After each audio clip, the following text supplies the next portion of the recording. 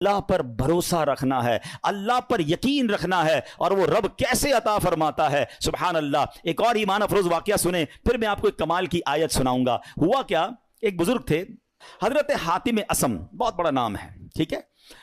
ان کا توکل بہت کمال کا تھا۔ ایک رات اپنے رفقا سے، اپنے دوستوں سے بات کر رہے تھے تو حج کا ذکر نکل آیا، تو ان کے دل میں بھی حرمین طیبین جانے کی تڑپ بڑھ گئی۔ تو گھر تشریف لائے اور اہل خانہ سے کہتے ہیں اگر مجھے اجازت دو تو میں حرمین طیبین چلا جاؤں۔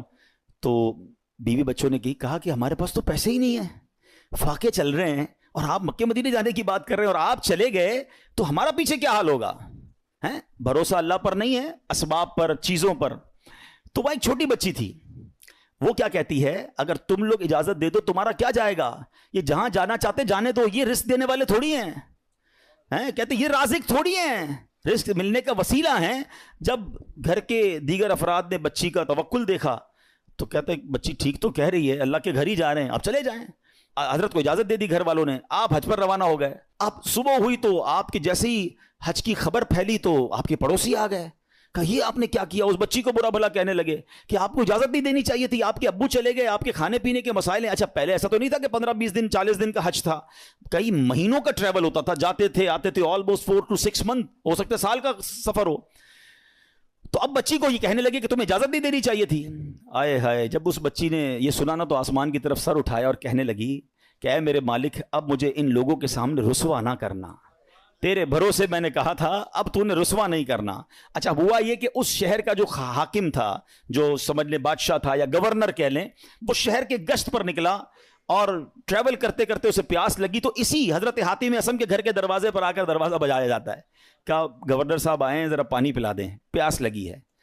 ان کی زوجہ کہتی یا اللہ، ہم وہ لوگ ہیں جن کے اپنے کھانے پینے کے پرابلمز ہیں، اور ہمارے دروازے پر شہر کا حاکم آ کر پانی مانگ رہا ہے، اے اللہ تیری قدرت۔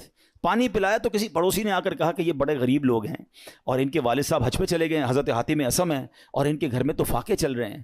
تو بادشاہ نے کہا کہ انہوں نے ہم پر مہربانی کی، ہمیں پانی پلایا، ان کو ایسے خالی ہاتھ تو نہیں چھوڑنا چاہیے۔ اس نے اپنے جو پیٹی باندھتے تھے اس زمانے میں، اپنی پیٹی اتاری اور ان کے گھر میں ڈال دی، اور اپنے سارے سپاہیوں سے کہا سب اپنی اپنی پیٹی ڈال دو۔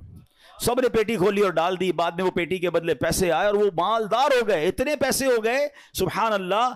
اب کیا ہوا، جب یہ سب کچھ آ گیا تو اب وہ بچی زاروں کے تار رونے لگی۔ لوگ کہنے لگے اب تو مسئلہ حل ہو گیا، اللہ نے تمہارا بھروسہ تھا، اللہ نے اتنی مہربانی کی، اتنے پیسے گھر میں آ گئے۔ تو وہ بچی کے جملے سنیے گا، وہ کہتی ہے کہ میں تو اس لیے رو رہی ہوں کہ ہم نے کل رات بھوک کے عالم میں گزاری، جب مخلوق نے ہمارے حال پر نظر عنایت کی تو فقر و غربت سے ہمیں غنی کر دیا، فقر و فاقہ ختم، we are now rich۔ وہ کہتی جب اللہ کریم ہمارے حال پر نظر فرمائے گا تو لمحہ بھر کے لیے بھی ہمیں کسی کا محتاج نہ رہنے دے گا۔ پھر بچی نے بارگاہ خداوندی میں دعا مانگی، اے اللہ ہمارے والد پر نظر رحمت فرما اور ان کے لیے آسانی فرما دے، وہ تیری راہ میں روانہ ہوئے ہیں۔ کیا کمال کی بچی ہے۔ اور جب اس بچی نے یہ دعا کی تو پھر ہوا کیا، سبحان اللہ۔